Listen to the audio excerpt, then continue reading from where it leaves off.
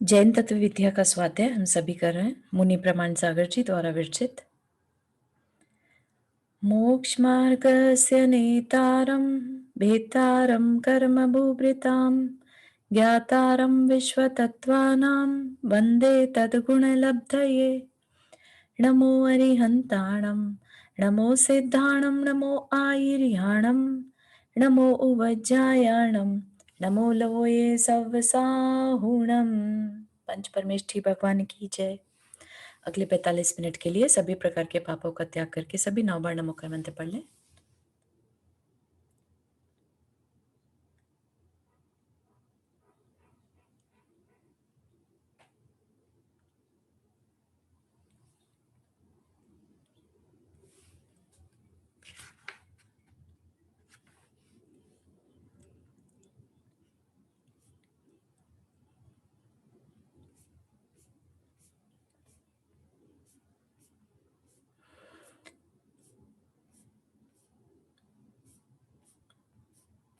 Sorry, मैं थोड़ा सा पीछे जाना चाह रही हूँ एक्चुअली,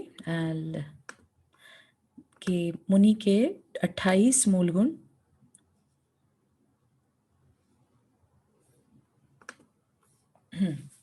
तो हमने अभी जो हम देखेंगे वो मुनि के उत्तर गुण के बारे में, और दोनों को कंबाइन करके मुनि की अवस्था है ना। अपन श्रावक का तो पूरा प्रकरण पढ़ चुके हैं, एक मुनि के बारे में भी थोड़ा सा हम जान रहे हैं। तो हमने मुनि के 28 गुणों के बारे में पढ़ा था। क्या क्या थे कि मुनि महाव्रत का पालन करते हैं, जो 5 पाप रहते हैं उन्हीं के ऑपोजिट है ना। 5 हम श्रावक क्या करते, 5 अणुव्रत, और मुनि क्या करते, 5 महाव्रत।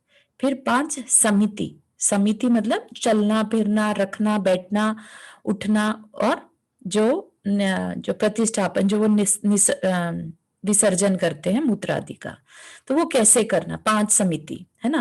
पंच इंद्रिय निरोध, पांचों इंद्रियों के जो विषय हैं उनको रोकते हैं। ठीक। 6 आवश्यक, डेली का उनको स्तुति वंदना और सामायिक और कायोत्सर्ग आदि करना। अदंत धावन, बाकी के जो 7 हैं, अदंत धावन मतलब दांतों को नहीं धोना, स्नान स्नान नहीं करना, भूशयन शयन जमीन पर सोना, स्थिति भोजन खड़े होकर भोजन करना, एक भुक्ति मतलब हाथ में भोजन करना, केश लूंज बालों को लूंज करना, खींचना, खींच के निकालना, और नग्नता। ठीक, तो ये हमने देखा था।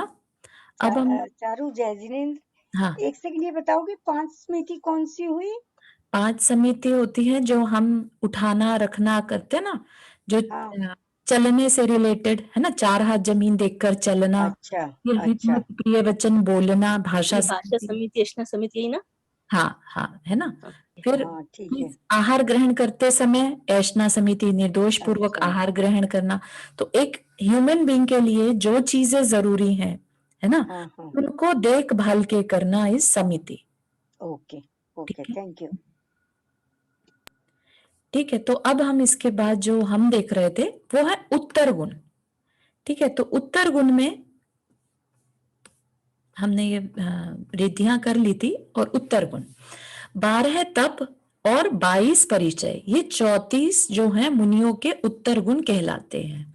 होने को तो मुनियों में 28,000 शील गुण भी होते हैं, उनकी चर्चा यहाँ पर नहीं करी। जो मेन गुण हैं उनकी बात बता रहे हैं। तो 28 मूल गुण हर मुनिराज में होते ही होते हैं। उसके बाद वो अलग बात है कि अगर वो उपाध्याय है या वो आचार्य है तो वो उनके एडिशनल गुण होने चाहिए उनमें, है ना। लेकिन ये नहीं कि आचार्य है तो 28 मूल गुण का पालन ना करे, ऐसा नहीं। तो हर आचार्य पहले साधु है फिर आचार्य है। ठीक है। इसी तरह से अरिहंत भी हैं जो वो भी ये सब 28 मूल गुण का पालन करते ही करते हैं। उत्तर गुण ऐसे होते हैं जो सपोर्टिव गुण कहलाते हैं। ठीक है, जो उन 28 मूल गुणों को पालन करने में और उनके अंदर स्ट्रेंथ या और उनके अंदर वैराग्य को मेंटेन रखने में हेल्प करते हैं। ठीक है, तो वो 12 तप जो हमने पढ़े थे, 6 अंतरंग और 6 बाह्य। ठीक, 12 और 22 परिचय, जैसे गर्मी सर्दी की बाधा, किसी भी तरह की बाधा है ना, कोई उनको सम्मान दे तो कुछ नहीं, और ये उनको आपने इसको सपोर्टिंग में आते हैं क्यों बोला? सपोर्टिंग इसलिए क्योंकि ये मूल नहीं है। मूल गुण 28 हमने पढ़े जिनका होना जरूरी है किसी भी साधु के लिए। ठीक है, जो 28 हमने देखे ना, 5 महाव्रत, हाँ 5 समिति, है ना? ये तक कहाँ पहले कर रहे थे? हाँ, वो 28 मूल गुण। मूल मूल मतलब फाउंडेशन, हाँ, है ना? उत्तर मतलब बाद के। अच्छा तो ठीक है, नहीं हो तो भी मुनि तो मुनि ही कहलाएंगे। ठीक है, तो जितने ज्यादा गुण है उतना अच्छा है मुनियों के लिए, उतनी वो ज्यादा अच्छी साधना कर पाएंगे। हाँ, अंकित हाथ रेस किया। हाँ जय जिनेंद्र, जय जी। मेरा क्वेश्चन ये था कि जब कोई मुनि दीक्षा लेता है और मुनि बन जाता है, तब से उनके पास ये 28 मूल गुण होते ही होते हैं, या फिर वो over the period of time develop भी होते हैं जो नहीं है? नहीं, राइट देयर, जैसी दीक्षा हुई, जैसे ही उन्होंने वस्त्र छोड़े, 28 मूल गुण का उसी समय से पालन शुरू हो जाता है। ओके ओके ठीक है, कंप्लीटली। उसके बाद उत्तर गुण में वो बढ़ोतरी कम करना वो कंटिन्यू रख सकते हैं। ठीक है ना, Okay, कोई परीक्षा so- उनसे नहीं सहन हुआ, उन्होंने नहीं कर पाए, है ना, जाके अपने गुरु से और प्रायश्चित ले लिया। ओके, सो बेसिकली जब मुनि दीक्षा होने के पहले वो ये सारे 28 मूल गुणों का पालन ऑलरेडी कर रहे होते हैं, प्रैक्टिस कर रहे होते हैं। प्रैक्टिस, यस, प्रैक्टिस कर Okay. रहे होते हैं। और कोई कोई मुनि नहीं भी प्रैक्टिस करते, लेकिन उनके अंदर वैराग्य के कारण दृढ़ता इतनी होती है कि वो कहते हैं नहीं मैं कर लूंगा, है ना। ओके ओके इतने ब्रह्मचारी भैया लोग जो केश लॉन्च नहीं भी करते, वो एकदम से मुनि बनते हैं, मुनि दीक्षा दी जाती है जब उन्हें, तो उस दिन से वो केश लॉन्च और ये सब कंटिन्यू शुरू कर देते हैं। तो ऐसा Okay. जरूरी नहीं है कि उनकी प्रैक्टिस होगी तभी वो मुनि बन पाएंगे, ऐसा भी जरूरी नहीं है। ओके ठीक है जी। ना?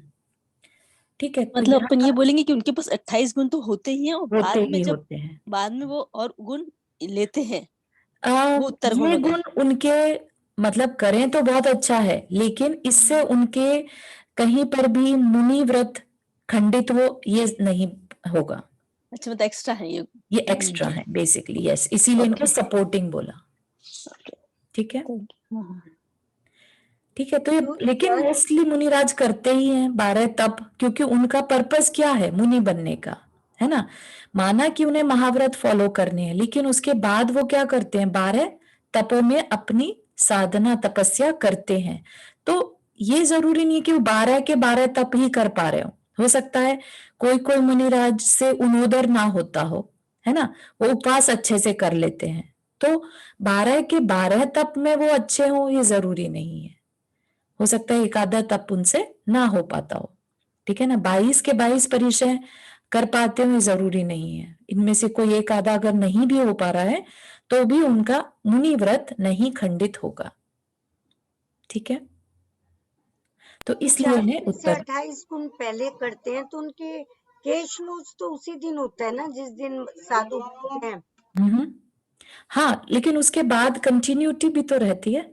उसके बाद ठीक हर है। 4 महीने में 2 से 4 के बीच में उन्हें हर बार केश लॉन्च करना ही होता है। नहीं नहीं वो तो ठीक है, मैंने कहा कि जैसे 28 गुण अभी बात कर रहे कि वो पहले से शुरू हो जाते हैं इनके। पहले से शुरू नहीं, वो कह रहे थे कि प्रैक्टिस, अच्छा अच्छा है ठीक है ना। ठीक। तो ये भी जरूरी नहीं है कि सभी मुनिराज पहले से प्रैक्टिस करते हो। ओके ठीक है ना, तो ठीक है ओके थैंक यू। ठीक, तो अभी क्या है, नेक्स्ट जो चर्चा है निर्ग्रंथों के भेद। तो ये आप ये कह लीजिए कि ये शास्त्र में व्याख्या दी हुई है निर्ग्रंथ, या निर्ग्रंथ कहिए या द्रव्यलिंगी मुनिराज। ठीक, तो उनके कितने भेद शास्त्र में बताए हैं, वो आज के टाइम पर भी अप्लाई होते हैं क्या, ऐसा नहीं। ठीक है, तो यहाँ पर जो बात कही गई है उसको उसी परिप्रेक्ष्य में अपन देखेंगे, है ना।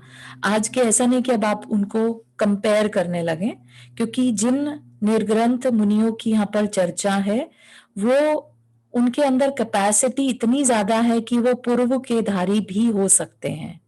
पूर्व के धारी कौन होते हैं, जो द्वादशांग के ज्ञाता।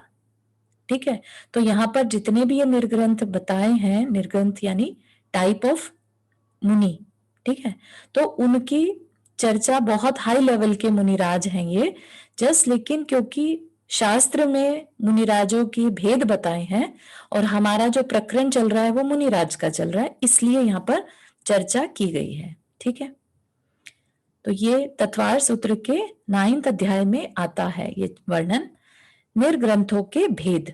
निर्ग्रंथ मतलब ग्रंथि रहित, यानी भावलिंगी मुनिराज।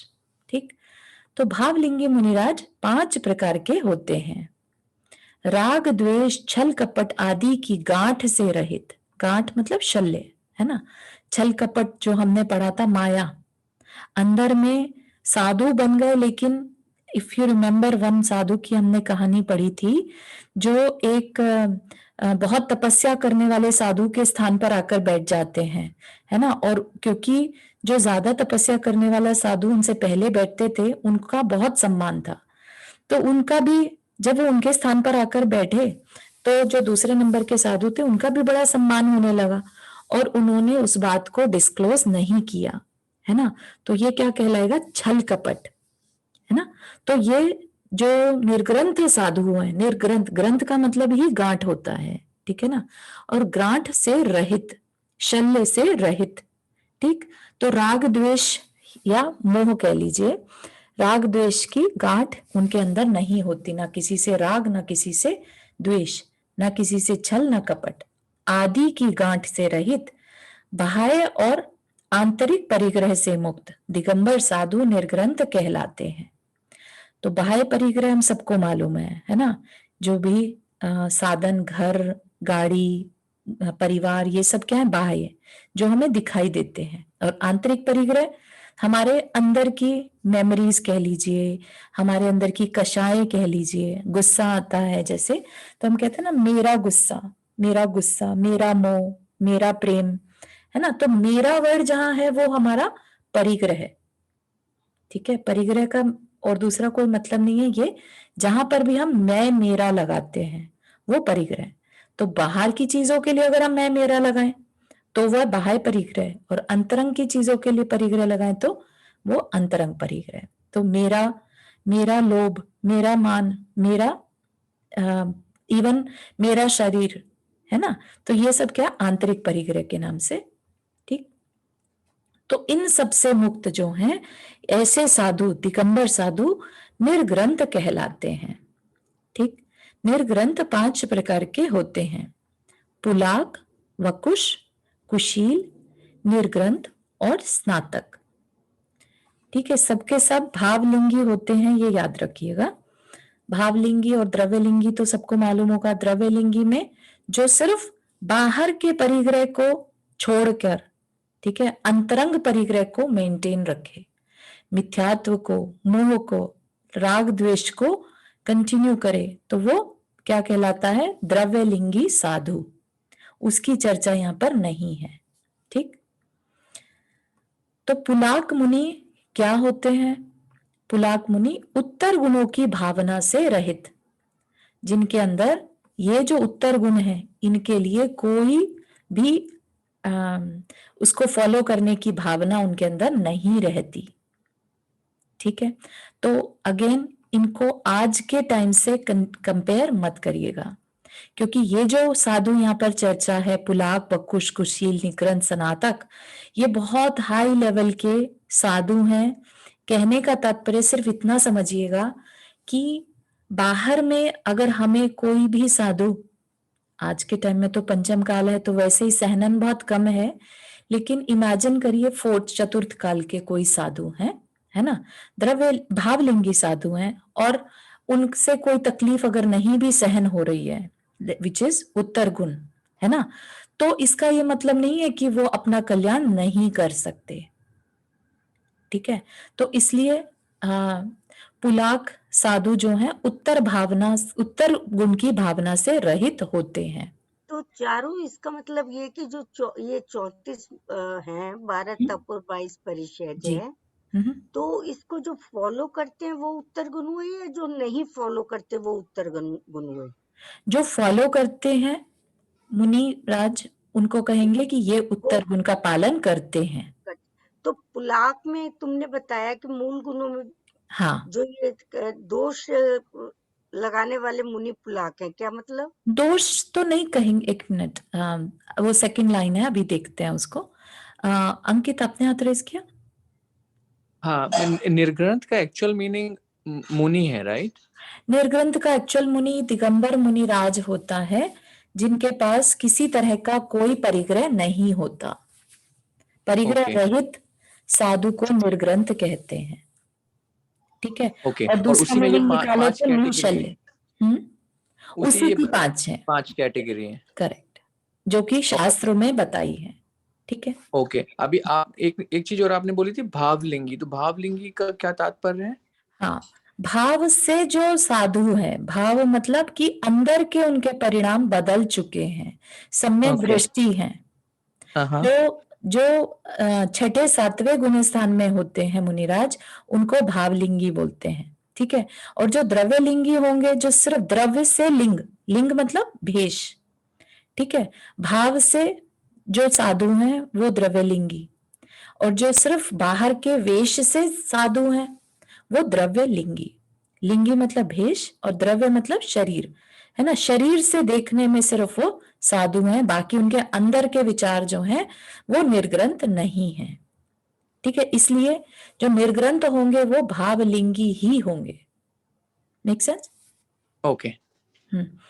तो अब जो ये साधुओं की परिभाषा यहाँ पर हम देख रहे हैं, एज आई सेड कि उसको आज के मुनियों के साथ कंबाइन मत करिएगा, नहीं तो बहुत कंफ्यूजन फील होगा आपको कि इसका मतलब कि आज के साधु क्या कौन से पुलाक हैं, कौन से वकुश हैं, ऐसा दिमाग में हम ना लाने लगे हैं, ठीक है।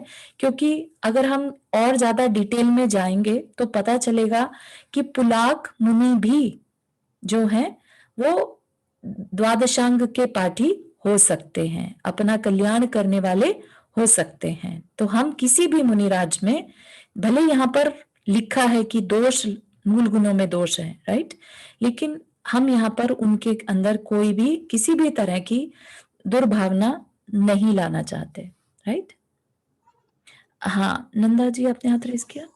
हाँ, नहीं, एक चारू, चीज यहाँ एक पर यही ओ सॉरी, रुक्मणी आंटी, आप कुछ कह रहे हैं? हाँ, एक मिनट नंदा, बस एक सेकंड। चारू, जैसे इसमें तुमने बताया कि ऊपर पुलाक गुण, जो उत्तर गुण है उसमें ये सब चीजें हैं, हम्म, तो इसमें तो पुलाक बताया उत्तर गुणों की भावना से रहित, करेक्ट। और कदाचित मूल गुणों में दोष लगाने वाले मुनि पुलाक हैं।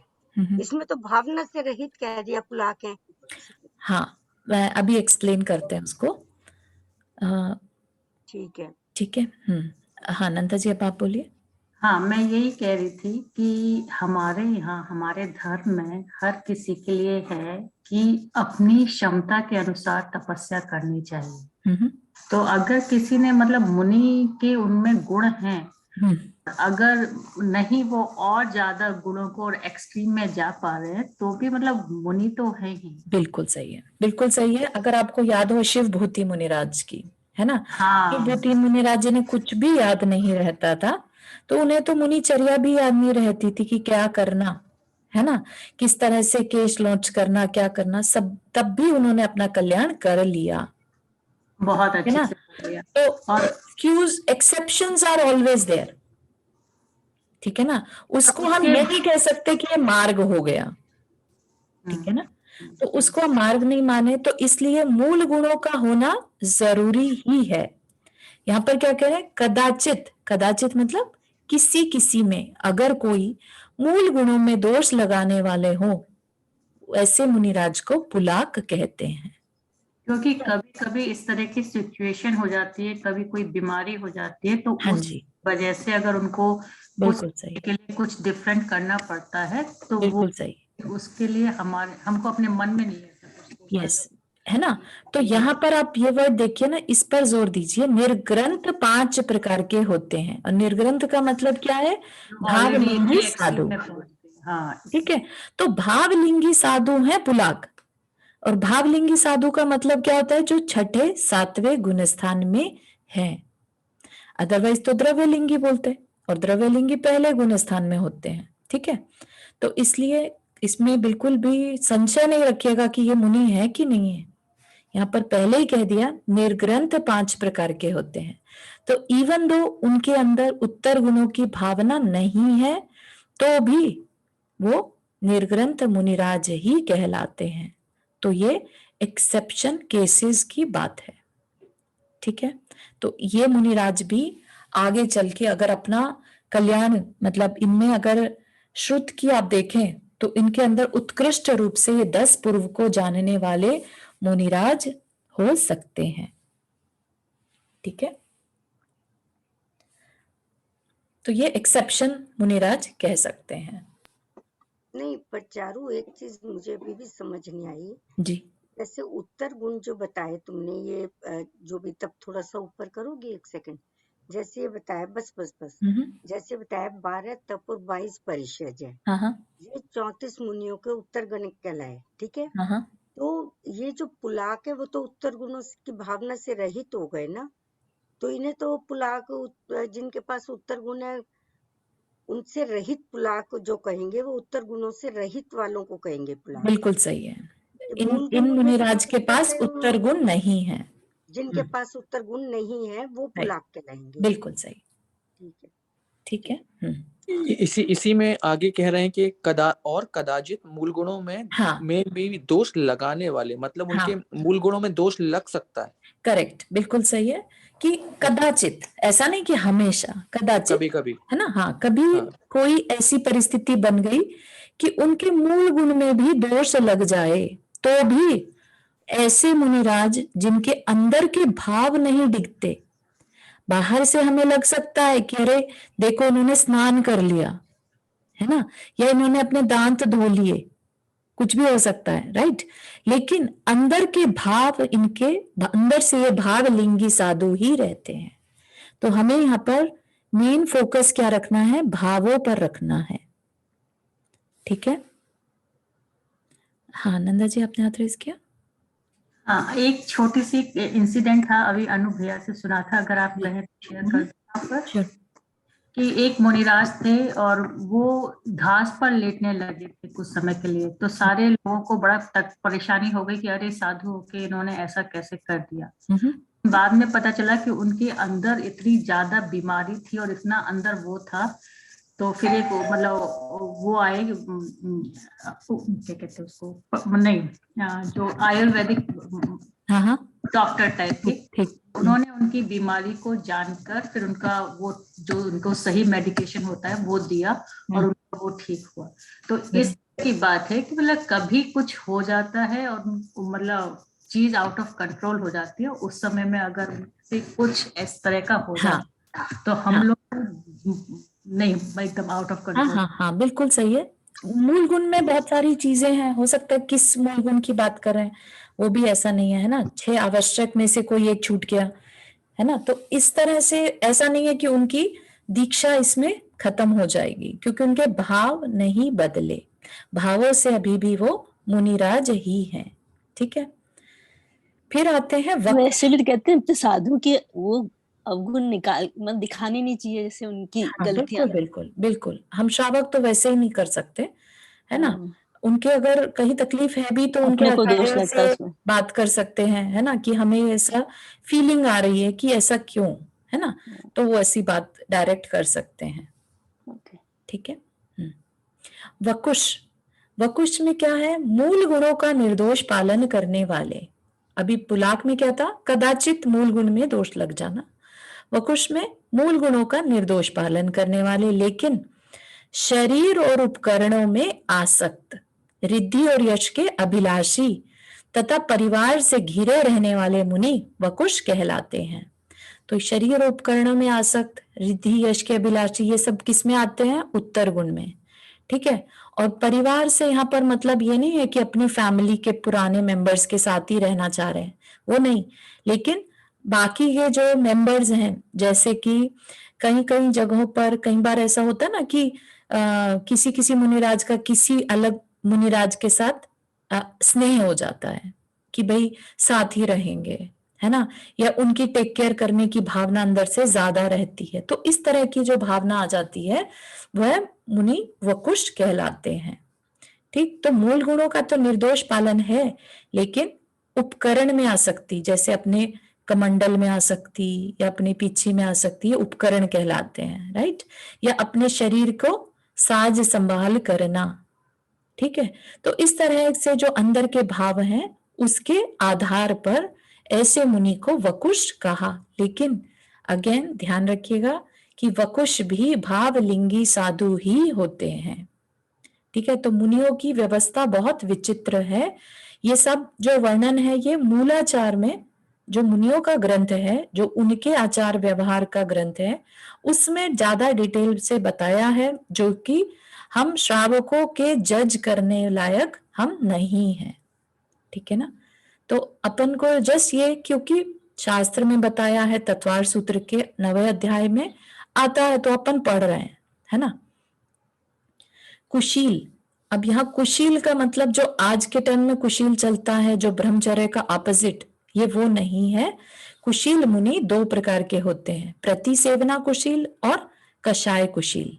तो क्या बताया, प्रतिसेवना में मूल गुण और उत्तर गुणों का पालन करते हुए कदाचित उत्तर गुणों में दोष लगाने वाले मुनि प्रतिसेवना कुशील कहलाते हैं।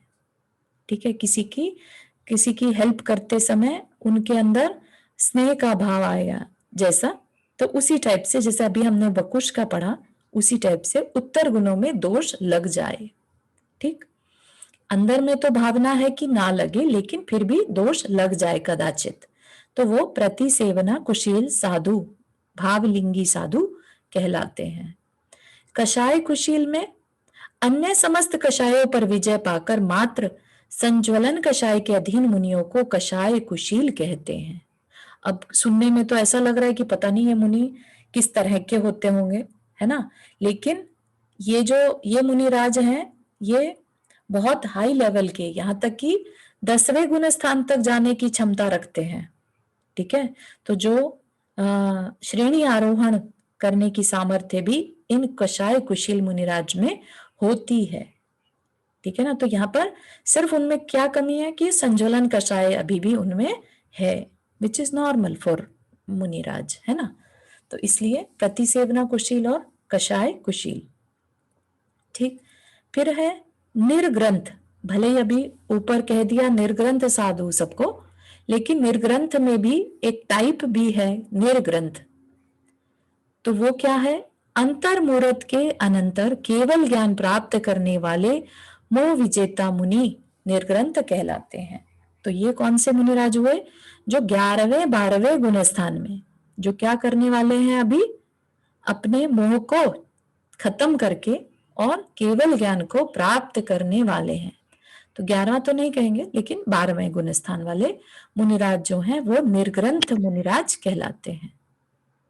ठीक, फिर तो स्नातक। चारू जी, ये निर्ग्रंथ जो डेफिनेशन है और जो कॉमन एक निर्ग्रंथ है मुनिराज, वो अलग अलग है, राइट? अलग अलग है, बिल्कुल सही है। ये एक तरह से जैसे एक ही शब्द का डिफरेंट डिफरेंट यूज हो सकता है, जैसे हमने ध्यान के बारे में देखा था, है ना। ध्यान एक तरह का फोकस भी है और ध्यान एक तरह का मेडिटेशन टूल भी है। ठीक है ना, तो इसी तरह से निर्ग्रंथ जो है वो दिगंबर साधु को भी कहते हैं, ग्रंथी रहित साधु को भी कहते हैं, और यहाँ पर एक भावलिंगी साधु का टाइप भी है। ठीक है, तो ये श्रेणी आरोहण 7वें गुण स्थान में चालू होता है ना, श्रेणी आरोहण 8वें गुण स्थान से। ભેગા થઈ જાય આપણે ઇન્ડિયા ભેગા બધું પ્રોબ્લેમ સોલ્વ થઈ જશે તમારે પ્રોબ્લેમ સોલ્વ થઈ જાય મામા, है ना। तो यहाँ पर निर्ग्रंथ साधु स्नातक, अब देखते हैं स्नातक। केवल ज्ञानी अरिहंत परमात्मा को स्नातक कहते हैं। तो केवल ज्ञानी परमात्मा यहाँ कौन हुए, 13वें 14वें गुण स्थान वाले साधुओं को भी यहाँ कैटेगरी में रखा है। આવતું નથી, બસ ખાલી આમ આવી જાય।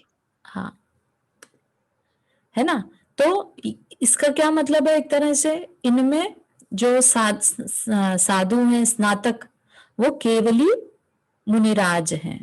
मुनिराज ही होते हैं ना, वो भी अरिहंत कहते भले, लेकिन है तो मुनिराज ही वो भी, तो उनको भी यहाँ पर बताया है। और उक्त 5 प्रकार के निर्ग्रंथ भावलिंगी मुनि होते हैं तथा सभी तीर्थंकरों के तीर्थकाल में होते हैं। सभी तीर्थंकरों के तीर्थकाल में होते हैं भावलिंगी साधु। ठीक है, तो भावलिंगी का मतलब ही छठे सातवें गुणस्थान वाले साधु होता है।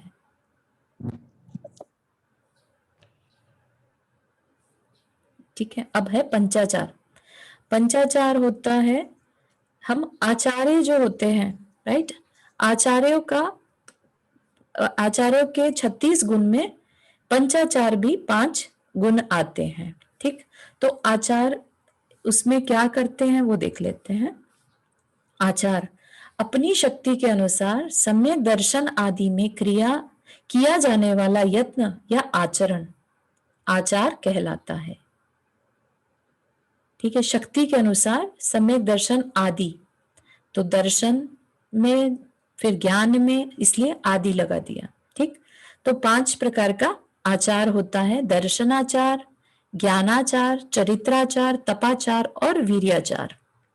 ये आई थिंक इनके सम्यक ज्ञान के सम्यक दर्शन के हमने ऑलरेडी पढ़ लिए थे, है ना, पीछे जब हमने सम्यक दर्शन और ज्ञान की चर्चा की थी तब पढ़े थे इनके अंग के बारे में। तो दर्शनाचार जो इनका पालन दिगंबर मुनिराज करते हैं। दर्शनाचार सम्यक दर्शन के 8 अंगों का निर्दोष रूप से पालन करना। 8 अंग कौन से, थोड़ा बहुत अगर किसी को याद हो तो? निसंकित, निकांक्षित, निर्विचिकित्सा, अमूढ़दृष्टिंग, उपगोहन और स्थितिकरण और वात्सल्य और प्रभावना। तो इन अंगों का, बहुत बढ़िया उमान जी, बहुत बढ़िया, इन अंगों का निर्दोष रूप से पालन करना। तो ये माना कि सम्यक दृष्टि साधु भी, जो छठे गुण स्थान में साधु हैं, वो तो है ही सम्यक दृष्टि, राइट, और वो भी निर्दोष आचरण करते ही करते हैं। लेकिन आचार्यों के लिए एक ये रिक्वायरमेंट है, ठीक है, कि इन 5 का होना जरूरी है एक आचार्य के अंदर। ठीक, फिर है ज्ञानाचार, ज्ञान में आचरण करना। तो सम्यक ज्ञान के 8 अंग का निर्दोष रूप से पालन करना ज्ञानाचार है। अब उसमें कोई दोष नहीं होना चाहिए। तो ज्ञानाचार के हमने जो पढ़े थे थोड़ा बहुत, वो यही कि समय को देखकर पढ़ना, है ना, बहुमान के साथ पढ़ना। तो ज्ञान का जब ग्रहण करना तो 8 जो उसके अंग बताए थे उसके समेत पढ़ना, ज्ञान को हासिल करना। क्योंकि अगर एक आचार्य में ही किसी तरह की भी कोई कमी हुई तो वो शिष्यों को कैसे सिखा पाएंगे, है ना। तो इसलिए आचार्य के लिए इन आचारों का, पंचाचार्यों का होना एक रिक्वायरमेंट है। ये उनके गुणों में आता है। आचार्य के 36 गुणों में पंचाचार आता है। ठीक, फिर चरित्राचार। चरित्राचार में चरित्र के से रिलेटेड आचरण, 5 महाव्रत, पंच समिति और 3 गुप्ती रूप 13 प्रकार के चारित्र का पालन करना। तो ये वो चारित्र नहीं है जो हमने 5 चारित्र पढ़े थे, यथाख्यात चारित्र और परिहार विशुद्धि, वो अलग चीज है। यहाँ पर है कि चारित्र फॉलो करने के लिए उन्हें क्या क्या जरूरत है, मतलब क्या रिक्वायरमेंट है। ठीक है, तो उनके अंदर 5 महाव्रत, 5 समिति और 3 गुप्ती का होना जरूरी है। ठीक है, ताकि उनके चारित्र आचार का पालन हो सके। ठीक, तपाचार अपनी शक्ति के अनुसार 12 प्रकार के तपों का अनुष्ठान करना तपाचार है, तप का आचरण करना। ठीक, तप कौन से? 12 प्रकार के तप जो हमने अभी इससे पहले टॉपिक में पढ़े थे, राइट, 6 बाह्य के और 6 अंतरंग के। वीर्याचार, वीर्याचार होता है शरीर की शक्ति। ठीक, अपनी सामर्थ्य को न छिपाते हुए निर्मल रत्नात्रय में प्रवृत्ति करना वीर्याचार्य है, वीर्याचार है। ठीक, तो रत्नात्रय क्या हुआ? सम्यक दर्शन, सम्यक ज्ञान, सम्यक चारित्र को रत्नात्रय कहते हैं। सम्यक दर्शन, ज्ञान और चारित्र, राइट, 3 हो गए। और इन तीनों को रत्न कहा है। रत्न क्यों कहा है? क्योंकि ये ही एक ह्यूमन बीइंग के लिए सबसे इंपॉर्टेंट चीज है, इसलिए इसको रत्न कहा है। रत्नत्रय में प्रवृत्ति करना वीर्याचार है। ठीक, तो ये 5 आचार बता दिए। इसके बाद है समाचार के भेद। ये समाचार के भेद हो सकता है, आप इसे मतलब शायद ही किसी ने कभी पहले पढ़ा होगा, क्योंकि ये भी अगेन मूलाचार जो शास्त्र है जो मुनियों के लिए होता है उसमें इसको बताया है, मूलाचार की गाथा है ये। हाँ, सॉरी आंटी का शायद अनम्यूट हो जा रहा है बार बार। ठीक है, समाचार के भेद, सम आचार, यहाँ पर समाचार मतलब न्यूज नहीं, सम आचार, सम्यक आचार भी कहते हैं, सही तरीके से आचार करना। ठीक है, सम्यक आचार को समाचार कहते हैं, अथवा शिष्य जनों के द्वारा जिस क्रियाकलाप का आचरण किया जाता है वह समाचार कहलाता है। शिष्य जन मतलब एक संघ में सभी साधु जिस प्रकार का आचरण करते हैं वह समाचार कहलाता है। ठीक है, सम आचार जैसे कहता है ना साधर्मी, सहधर्मी है ना, साधर्मी। तो इसी तरह से सभी लोग मिलकर जो आचरण करते हैं वो समाचार। हाँ पूर्णिमा आंटी अपने हाथ रेज किया। तपाचार और विनयाचार अपन भेद क्या बताएंगे अलग अलग? दोबारा इसके पहले जो तपाचार, इसके पहले हाँ है ना, हाँ ये हाँ वाला हाँ तपाचार और वीर्याचार में तो हाँ, हाँ। अपन इसमें अंतर कैसे बताएं? तप तो दोनों में ही है। नहीं, तपाचार में तप करना है, ठीक है, तपों के लिए उत्साह रखना। अच्छा, ठीक है, और वीर्याचार में रत्नत्रय के लिए उत्साह रखना। ठीक है, रत्नत्रय अलग चीज हो गई, रत्नत्रय हो गया सम्यक दर्शन, सम्यक ज्ञान, सम्यक चारित्र। ठीक, अच्छा ये अंतर है। तप हो गया उससे ऊपर, रत्नत्रय से भी ऊपर 12 प्रकार के तपों का अनुष्ठान करना। ठीक है, 12 तप रिपीट करने की जरूरत तो नहीं है, जो हमने काय क्लेश, रस परित्याग है ना वो सब पढ़ा था, 12 प्रकार के तप, वो चीज में इंटरेस्ट रखना। ठीक है, ठीक है। हाँ अवंती आपने हाथ रेज किया। हाँ चारू जी, एक क्वेश्चन था कि मैंने ऐसा कहीं पे ऐसा पढ़ा और सुना भी है कि पंचम काल में भावलिंगी मुनिराज नहीं होते, वो कितना सत्य है? आई मीन भावलिंगी नहीं होते तो हम कह रहे हैं कि सभी द्रव्यलिंगी होते हैं, सभी मिथ्या दृष्टि होते हैं। तो आप खुद ही इसमें विचार कीजिए कि कितना सत्य हो सकता है। वो तो है, अपन तो अपने आप को ही एक सम्यक दृष्टि मानकर चतुर्थ गुणस्थानवर्ती मानते हैं, तो साधु के केस में हम क्या कहेंगे, जो आज के साधु हैं, राइट, आचार्य विद्यासागर महाराज जी हैं जैसे, या और भी जितने भी साधु हैं, आचार्य हैं, तो हम भावलिंगी साधु तो एंड तक रहेंगे पंचम काल के, अदरवाइज तो धर्म ही नहीं रहेगा। क्योंकि एक मिथ्या दृष्टि जो बोलेगा वो धर्म नहीं कहलाता। धर्म किसे कहेंगे, है ना, धर्म किसे कहेंगे, जो मोक्ष मार्ग पर चल रहे हो, वो जो काम करते हैं, राइट, तो वह धर्म है। और अगर धर्म पंचम काल के एंड तक रहेगा तो इसका मतलब भावलिंगी साधु भी रहेंगे, चाहे एक ही रहे, है ना, एक नाम आता है सिर्फ कि एक साधु रहेंगे पंचम काल की, लास्ट तक जो तो रहेंगे। हाँ, एक है ना, साधु, एक आड़ी तो जब का, एक लास्ट रावत, तक एक एक रह सकता है तो आज के टाइम में तो अपने को दिखाई दे ही रहे हैं, राइट, है ना। तो इसलिए वो चीज को आप दिमाग से निकाल दीजिएगा। जो भी कई बार बातें उठती हैं तो वो अपने अपने कषायों के कारण भी उठ सकती हैं, जो खुद मुनि महाराज मुनि पंथ पथ पर नहीं चल पाते, राइट, तो उनको ये चीजें ज्यादा बोलने में आता है। हाँ नहीं समझ गई, वो अपना प्रचार करने के लिए भी ऐसा बोल सकते हैं ना, है ना। हाँ बिल्कुल सही। तो इसलिए बल्कि आज के समय में जो साधु पंचम काल के में तपस्या करते हैं, which is way more than fourth चतुर्थ काल में, राइट, जब इतनी प्रतिकूलताएं हैं, है ना, तब जाके इतनी तपस्या करना, जो आज के मुनिराज अपन देखते हैं, सिंह निष्क्रीडित उपवास जो अपन कल बात कर रहे थे, तो वो कर पा रहे हैं, सोचिए आप, है ना, राइट। या चलिए, थैंक यू। तो जो ग्रुप में, संघ में जो व्यवहार होता है मतलब कि आपस में एक संघ की व्यवस्था, ठीक, तो उसको समाचार कहते हैं। मूलतः समाचार दो प्रकार का है, औगिक समाचार और पद विभागी समाचार। औगिक समाचार होता है जो सबका एक साथ, जिसमें कि कोई डिफरेंस ना हो, जैसे कि कई बार रूल्स बन जाते हैं ना और सबको फॉलो करने होंगे, ठीक। और पद विभागी में कहीं कहीं एक्सेप्शंस जो दे दिए जाते हैं, जैसे कोई मुनिराज अगर बीमार हो गए या उनकी कोई और अलग प्रॉब्लम है, राइट, तो उनके लिए कुछ अलग से सिस्टम बना दिया जाए तो वो पद विभागी कहलाएगा, ठीक है। और औगिक हो गया जो सबके लिए अप्लाई होता हो, ठीक।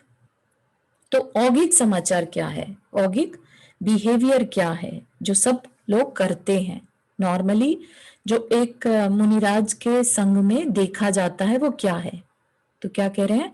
इच्छाकार। इच्छाकार मतलब स्वीकृति, ठीक। सम्यक दर्शन आदि इष्ट तत्वों को हर्ष पूर्वक स्वीकार करना अथवा उनमें स्वेच्छा से प्रवृत्ति करना। तो ऑफ कोर्स अगर कोई मुनि महाराज ये कह दे कि मुझे तो नहीं फॉलो करना है ना, तो फिर वो संघ की व्यवस्था नहीं रहेगी, है ना। ये चीज ऐसी है कि ये मस्ट है, ये सबको फॉलो करना ही होगा, एक आचरण, सही आचरण बनाए रखने के लिए, ठीक है ना। दैट्स व्हाई आई सेड कि ये मूलाचार का विषय है, इसमें अपन थोड़ा बहुत ज्यादा डिटेल में ना जाके जो हमें बताया गया जितनी इंफॉर्मेशन अपन उसको देखेंगे, ठीक। मिथ्याकार, मिथ्या मतलब कई बार अपन बोलते हैं ना कि वो हमारे पाप मिथ्या हो, ठीक। तो व्रतों में अतिचार लगने पर यह अतिचार मिथ्या हो, ऐसा फिर नहीं करूंगा, ऐसा कहना, ठीक है। तो इतनी अवेयरनेस सबके बीच में हो कि भाई अगर मुझसे किसी व्रत में कमी हुई है, मुझसे कोई गलती हुई है, तो मैं उसके लिए अपने आप को एक्नॉलेज करूं, राइट, और ऐसा दोबारा नहीं रिपीट करूं, ऐसा भी हम उसको फॉलो करें, ठीक है। उसको हम गलत माने तो सही, तो वो हो गया मिथ्याकार, ठीक। तथाकार, गुरु आदि द्वारा प्रतिपादित सूत्रों का श्रवण कर यह सत्य है ऐसा कहना, ठीक। तो गुरु ने जो सूत्र बता दिए, भले ही गुरु को नॉलेज ना हो, लेकिन गुरु कह रहे हैं तो जो पूरा शिष्यगण है वो उस चीज को मानेगा ही मानेगा। ऐसा नहीं कि गुरु के पास तो रह रहे हैं लेकिन गुरु की बात नहीं मान रहे हैं, ठीक है ना। तो इस तरह से तथाकार मतलब कि सत्य है ऐसा कहना, ठीक। अब वो गुरु के ऊपर है कि वो कैसी बात कह रहा है ना, क्योंकि वो बहुत बड़ी जिम्मेदारी अपने ऊपर ले रहे हैं, किसी दूसरी सोल के कल्याण के लिए उन्होंने जिम्मेदारी अपने हाथ में ली है, तो इसलिए वो गुरु की जिम्मेदारी है। हम उसमें ये नहीं देखें कि अरे गुरु ऐसा कैसे कह सकते हैं, है ना। तो वो क्या होगा, एक केओस क्रिएट करने वाला हो जाएगा अगर कोई एक शिष्य भी गुरु की बात को ना माने। गुरु ने जो एक्सप्लेनेशन दी उसको वो सही है कहकर और ऐसा मानना, ठीक। आसिका, आसिका मतलब अगर आपको ध्यान भी हो, आसही बोलते हैं जैसे, बेसिकली ये अनुमति है। अनुमति किस चीज की? निकलने की, ठीक है। निषिदिका होता है अंदर जाने की और आसिका बाहर निकलने की। तो कभी किसी शिष्य को अगर कहीं से भी निकलना हो, राइट, जैसे रूम से निकलना है, मंदिर से निकलना है, कहीं से भी निकलना है, इवन गृहस्थ से भी निकलना है, रूम उसके घर से, तो अनुमति लेकर निकलना। तो किसी भी तरह की कोई कंफ्यूजन ना रहे, कोई अजम्पशंस ना रहे, उसको मिटिगेट करने के लिए, उसको दूर करने के लिए ये आसिका नाम का समाचार है, ठीक है। सम्यक दर्शन आदि भावों में स्थिरता रखना अथवा वसतिका आदि से निकलते समय देवता या गृहस्थ आदि से अनुमति लेकर निकलना। लेट से किसी गृहस्थ ने वसतिका में ठहराया हुआ है साधु संघ को और बिना किसी उसको बताए निकल जाना, ये साधु की प्रवृत्ति नहीं रहती, क्योंकि कल को उस गृहस्थ को केओस हो सकता है, वो घबरा सकता है कि अचानक से कहाँ चले गए, मुझसे कोई गलती हो गई, तो इस तरह से उसको बताए बिना नहीं जाएंगे। ठीक। निषेधिका, जिन मंदिर वसतिका आदि में प्रवेश करते समय नहीं सही बोलते हुए वहां के स्वामी से आज्ञा लेना अथवा पाप क्रिया से मन को हटाना। ठीक है, तो अपन मंदिर में जब जाते हैं तो अपन भी यूज करते हैं निसही और असही, है ना। तो एक तरह से हम परमिशन ले रहे हैं कि हम अंदर आ रहे हैं, अगर आपको इससे तकलीफ है तो हमें क्षमा करें, है ना। तो इसी तरह से मुनिराज भी हमेशा कभी भी कहीं पर भी अपना आधिपत्य समझकर नहीं जाते कि भाई मुझे कौन रोक सकता है, इस तरह का अहंकार या इस तरह की एटीट्यूड उनमें नहीं रहता, हमेशा विनय पूर्वक आज्ञा लेकर। ठीक। आप पृच्छा, किसी भी कार्य के प्रारंभ में गुरु की वंदना करके उनसे पूछना। इवन अगर उन्हें कोई नया स्वाध्याय शुरू करना है, नया ग्रंथ शुरू करना है, नई जाप शुरू करनी है, वो गुरु से पहले परमिशन लेंगे ही लेंगे। ठीक है, तो ये आपृच्छा मतलब पूछना। ठीक है,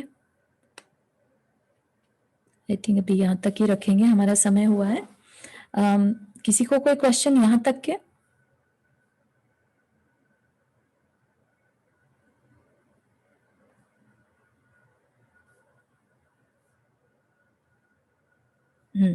निर्गंथ मुनि खाली दिगंबर साधु को बोल सकते हैं, सब साधुओं को नहीं बोलेंगे, ऐसा है? उसमें ऐसा है पूर्णिमा जी की निर्ग्रंथ, ठीक है, ग्रंथि रहित, कोई गांठ नहीं, कोई शल्य नहीं अंदर में। ठीक, तो जो हमारा नेचुरल रूप है, मैं ऐसे पूछ रही हूँ। हाँ समझ आ गया। हाँ, तो निर्ग्रंथ में अगर उनके पास किसी भी तरह का परिग्रह है, वस्त्र का परिग्रह भी है ना, तो फिर उनको निर्ग्रंथ नहीं मानेंगे क्योंकि उन पे परिग्रह हो गया। अच्छा, एक चीज का परिग्रह, एक चीज का परिग्रह हो गया, है ना, तो इसीलिए आरिकाओं को भी निर्ग्रंथ में नहीं लेते। अच्छा, ठीक है।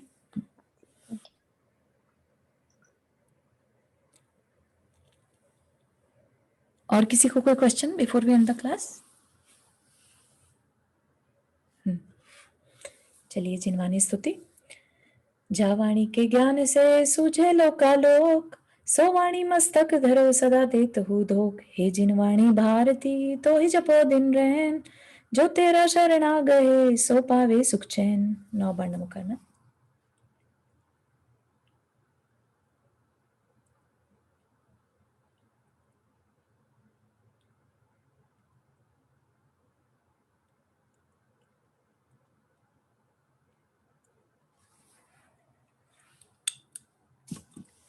जय जिनेन्द्र सभी को। जय जिनेन्द्र। जय जिनेन्द्र चारों जोर सभी को। जय जिनेन्द्र सभी को। जय जिनेन्द्र, जय जिनेन्द्र।